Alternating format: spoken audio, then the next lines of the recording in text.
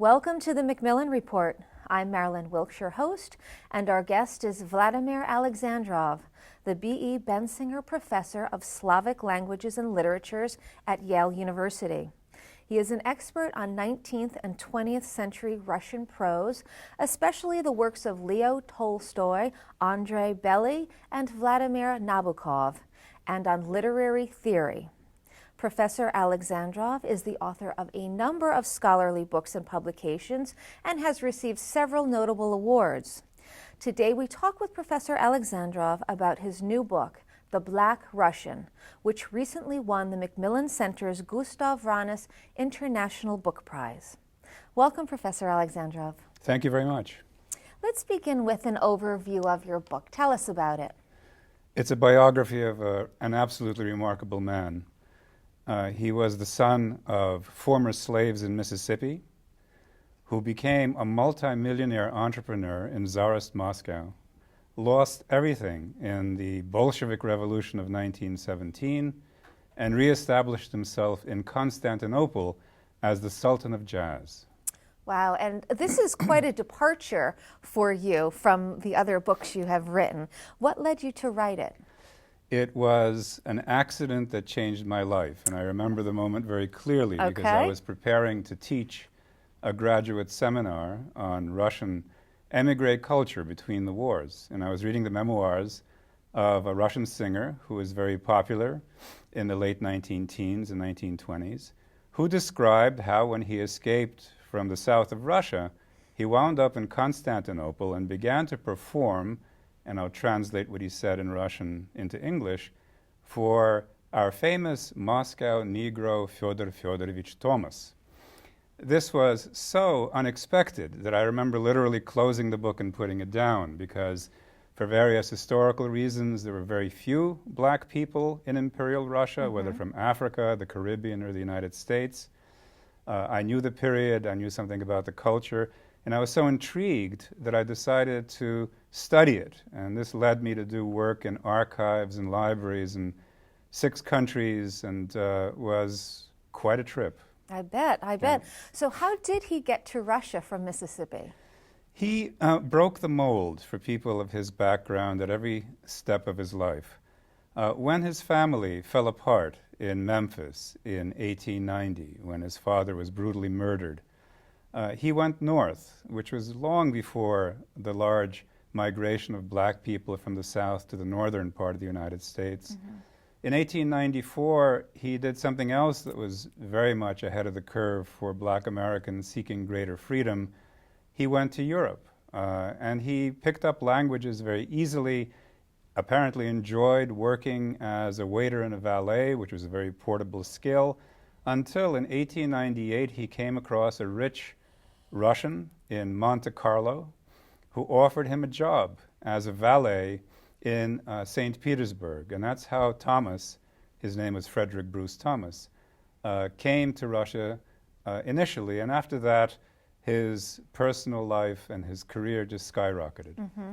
So, how did he become to be so famous? I mean, he sounds like a fascinating man. He was. I think what he did is, first of all, he was a very bright man and very good at dealing with people. He was a wonderful psychologist. And he sort of brought the quintessence of Southern hospitality to Russia and amplified it. He ran popular entertainment venues, popular gardens that would have all kinds of theaters and entertainments in them, theaters themselves, restaurants.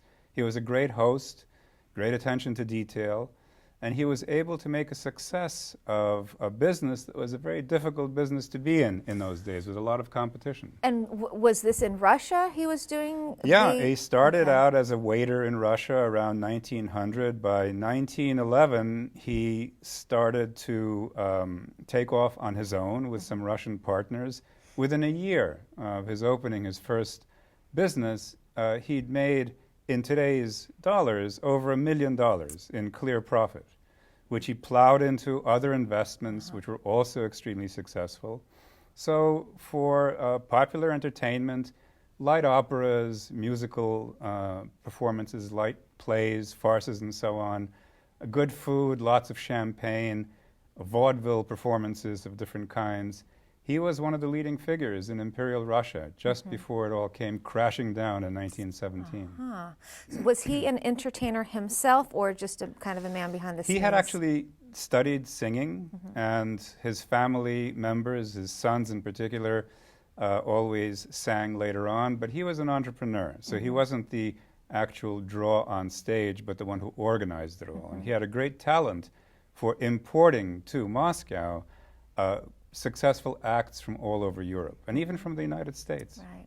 So I'm curious, how did you manage to find out the details of his life? I was lucky that he left a paper trail, because you can frequently come across interesting people who, for various reasons, didn't leave traces after them. But Frederick Thomas did, because he was successful in Moscow.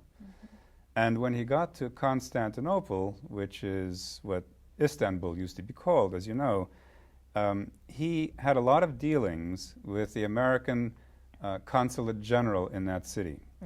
And it was my wonderful fortune that the secretaries in that consulate general kept every last scrap of paper pertaining to Frederick Thomas's affairs that were delivered to their offices or that he sent to them. And they're all in the National Archives in Washington, D.C., so I was able to find a great deal of information. But it was fortunate that he left a paper trail. Sure. Yeah. I am curious, in writing a biography and doing the research and piecing together someone's life, do you ever worry about getting something wrong? Oh, all the time. Yeah. Absolutely. And the only thing one can do is to be as diligent as possible, to throw your net as widely as possible, to try to cross-reference details. One of the things that was a great challenge, but also a very appealing part of writing this up, was to be truthful to the facts as I knew them without modifying or exaggerating anything.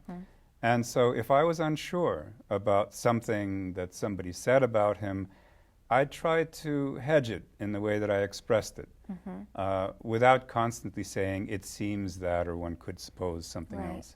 So it's cross-referencing things and being very wary as you walk the thin edge between invention and fact. So were there people in his life at the time that you could also research to get information about him? There were, and actually one of the most interesting people that he was friends with was a very famous black American boxer, Jack Johnson, who had become the world heavyweight champion in 1910 in the United States, had had a terrible time because of the racial barriers in the professional boxing world. The white champions wouldn't want to meet him in the ring. But when he did fight them, he won. And he was constantly hounded in the United States during the early 19-teens. And Frederick reached out to him from Moscow. When Jack Johnson was being run out of Chicago, Frederick offered him a gig in Moscow to put on exhibition matches, which Johnson accepted, except that he didn't get to Russia until 1914, right on the eve of the Great War. So they were able to become friends, but none of the matches that were planned, which would have been a major event in both entertainment and sport in Russia and in Europe, never took place. But yes, Jack Johnson is very well documented. He's a very well-known figure. So I was able to find people like that, and lesser ones too. Now, for having been so infamous, I'll say, during his life, he's relatively unknown now. Whereas other people, like the boxer, for instance, have stood the test of time, so to speak. Why do you think that is? Yeah, Frederick Thomas was pretty much forgotten when he died in 1928, and my book is the only study of him that exists. It's an attempt to bring him back to public memory. I think there are several reasons. One is American racism. We're talking about a period in American history when the achievements of black people were not actively celebrated by the white press and other media of the time. Also, Frederick, by this point, was living halfway around the world in Turkey. So he was not as omnipresent as, say, Jack Johnson was in the United States.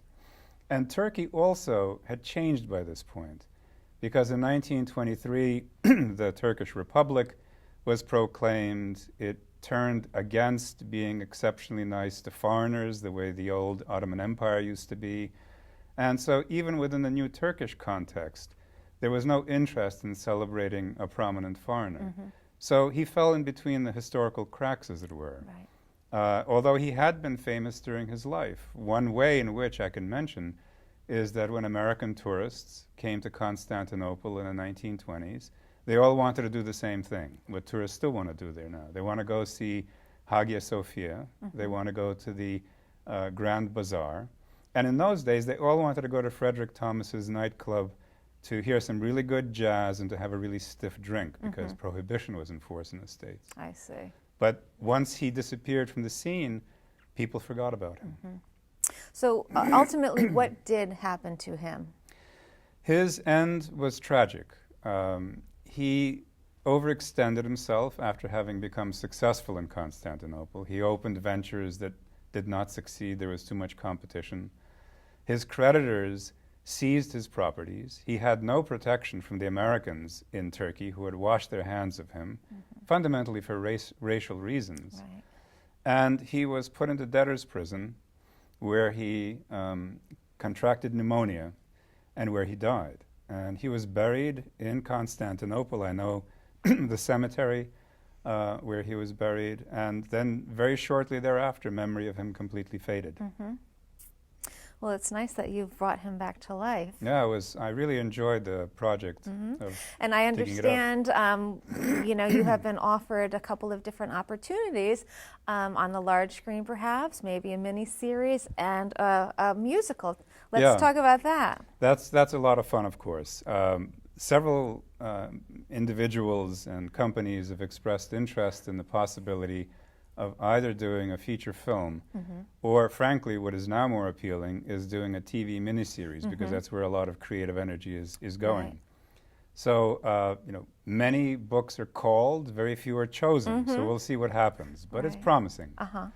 What is more certain is a musical version of Frederick Thomas's story, which was solicited from me by an entertainment and hospitality company in New York.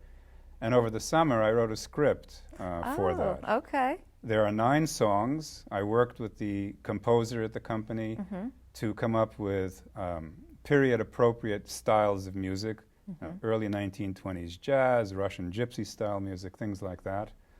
And I wrote the lyrics to the music that he composed. We went back and forth. It's going to be a kind of a cabaret-style, one-man show initially that should be staged in New York at some point in late fall or winter. And if that seems successful, the idea is to try to develop it into a full-fledged musical. Very exciting. Now, it must have been very interesting for you. I mean, I would imagine, have you ever written any lyrics or a script before? Well, I've written narrative. I hadn't really tried my hand at writing any kind of a play-like form. I did write poetry. I did study poetry a lot and analyzed it a lot in my teaching. So it turned out to be not as much of a stretch to write the lyrics as I also thought it would be when this first came up. And it proved to be a lot of fun. I bet. The music was very well composed. The composer was very talented in finding just the right kind of music for what I wanted to do. And it was a very enjoyable process. Well, we will look forward to that coming out. Great. All right. Thank you so much for being here with us today and sharing some of your work. Thank you. It's my pleasure. For more information about Professor Alexandrov and his research, please visit our website at yale.edu/MacMillan Report. Be sure to join us again for another episode of the MacMillan Report, made possible through funding from the Whitney and Betty MacMillan Center for International and Area Studies at Yale.